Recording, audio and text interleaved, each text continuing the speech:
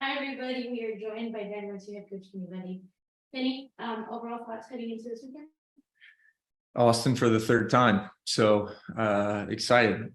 I think there's always an energy when you're playing another Texas team, and obviously they put on a good show there. There's always a good crowd. So this should be a really good game.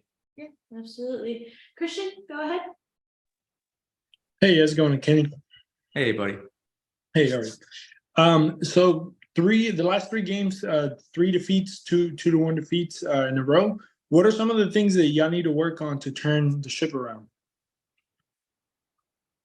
Yeah, I think first of all, I don't think it's necessarily turn the ship around. I don't think that we're going in the wrong direction. I think results are a fickle thing, and you look at the last 3 games, I think we had 17, 20, and 15 shots to way fewer by the teams that we're playing.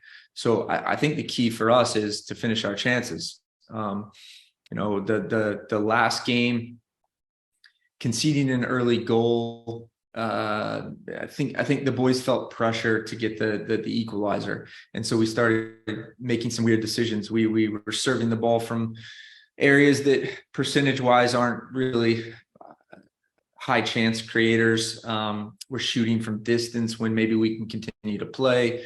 I don't think that there's a lack of belief, because I don't believe, and the staff doesn't believe, and the players don't believe, that any game that we've lost this year, we've been truly beaten.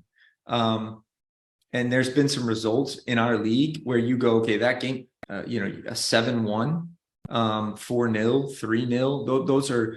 Those are beaten games. I don't know if I'm 100% correct on this. I have to look back, but I think every game we've lost by 1 goal. So it's really important that we have the belief that we're creating the opportunities and the chances to score multiple goals, but that multiple goals is really, really important.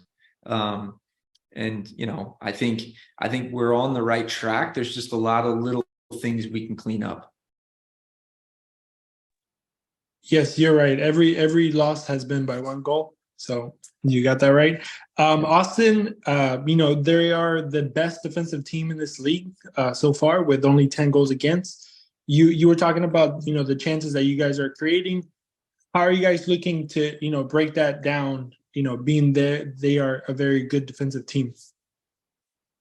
Yeah. So, I'll be honest, the key for us is putting guys in the right positions to be successful. And part of that is the system that we play and what positions people are playing in it. But also it's about making, I think, cleaner decisions when we get higher up the field.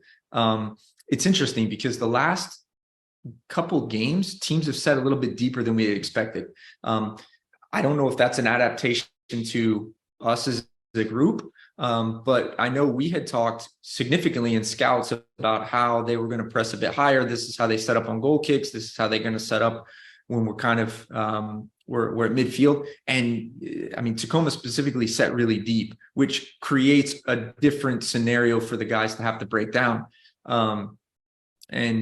For us, Austin's interesting. They're going to be very sound defensively when they sit a little bit deeper. I will say, I think everybody that watches the game will be very intrigued with what we throw out and some of the solutions that we've come up with, because I do think at this point in the season, it's about making sure the right players are together on the field with the ideas that we've come up with.